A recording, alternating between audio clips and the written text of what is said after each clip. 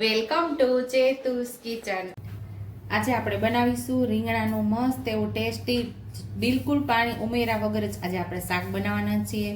તો એકદમ તેલમાં ફ્રાય કરી અને લસણ અને ડુંગળી વગર જ આજે આ રીંગણાનું શાક બનાવશું। તો તમે આખી રેસીપી જોશો તો તમને ખ્યાલ આવશે કે સુપર ટેસ્ટી એવું શાક આપણે કઈ રીતે બનાવીએ છીએ। તો ચાલો બનાવવાની શરૂઆત કરીએ।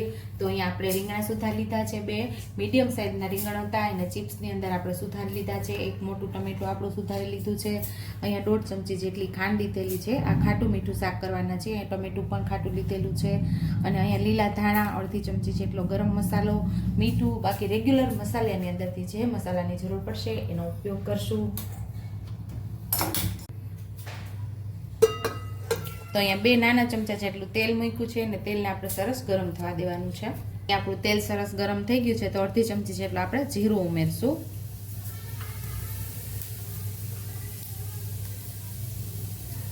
જીરું સરસ ફૂટી જાય એટલે 5 ચમચી જેટલી આપણે હિંગ ઉમેરશું અને ડાયરેક્ટ આપણે હવે રીંગણાનો આમાં વઘાર કરી દેવાનો છે।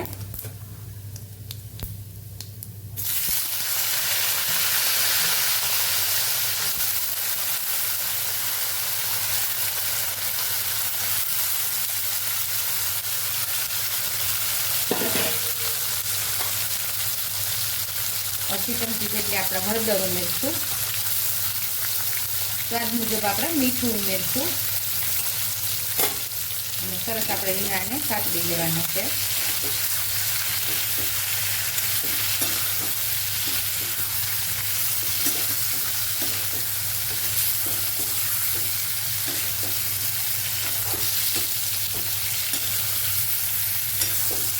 બસ આવી જ રીતે રીંગણાને આપણે ફ્રાય કરતું રહેવાનું, ફેરવતું રહેવાનું અને ઢાંકીને આપણે સાવ ધીમા ગેસ ઉપર આપણે આ રીંગણને પકાવવાના છે।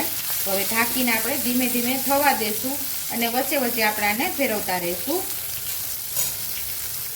ઢાંકણ ઢાંકીને આપણે થવા દેવાનું છે। ખોલીને જોઈ લેશું અને આપણે પાછું ફેરવી લેશું।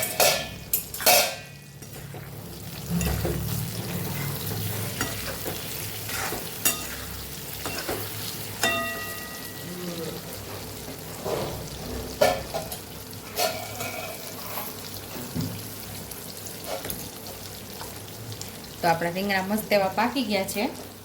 તો અહીંયા આપણે ટમેટા ઉમેરી દઈશું,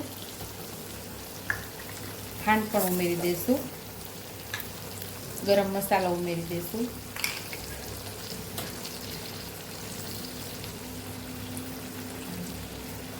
બે ચમચી જેટલું ધાણા જીરું પાવડર ઉમેરશું, તીખાશ તમારા સ્વાદ મુજબ 1 ચમચી જેટલું લાલ મરચું પાવડર,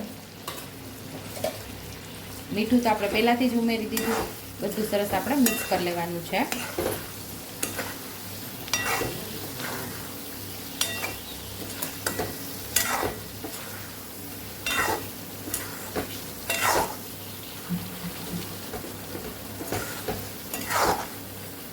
તમે તેલ ઓછું ખાતા હોય તો અહીંયા તમે ઓછું તેલ ઉમેરીને પણ આ શાકને બનાવી શકો છો। થોડા લીલા ધાણા ઉમેરી દઈશું,